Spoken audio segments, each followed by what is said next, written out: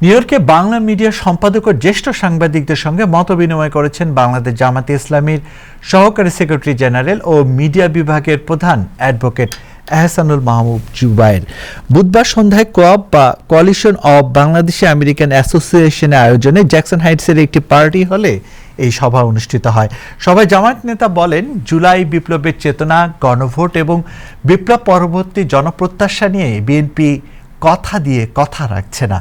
তার অভিযোগ, বিএনপি ফ্যাসিবাদীদের কায়দায় দেশ পরিচালনা করছে এবং দলীয়করণের মাধ্যমে নজিরবিহীন ইতিহাস তৈরি করছে। তিনি বলেন, বিএনপি মুখে যে কথা বলছে, কাজে তার প্রতিফলন দেখা যাচ্ছে না। এই অবস্থায় জাতীয় সংসদের ভেতরে ও বাইরে জামায়াতে ইসলামী আন্দোলনের কর্মসূচি নিয়েছে।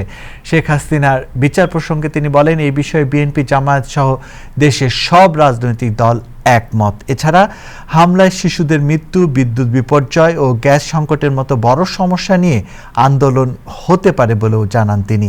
তবে দায়িত্বশীল বিরোধী দলের ভূমিকা পালন করে সরকারকে বিব্রত করতে চান না বলেও মন্তব্য করেন।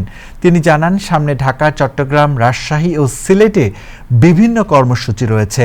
অক্টোবর মাসে ঢাকায় মহাসমাবেশের পরিকল্পনা রয়েছে। বিএনপি ক্ষমতায় আসার পর তাদের কথার সঙ্গে কাজের মিল পাওয়া যাচ্ছে না বলেও মন্তব্য করেন জামায়াতের এই নেতা।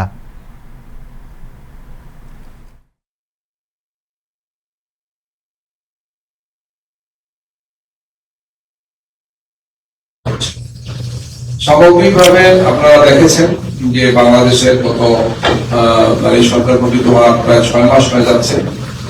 আসলে মানুষের হতাশার চিত্রটাই বেশি। মানুষের যে প্রত্যাশা ছিল পুরোটাই বাস্তবায়ন আসলে করেন এই সরকার। সবার আগে বাংলাদেশ ঘোষণা ছিল, কিন্তু আসলে সবার আগে বিএনপি।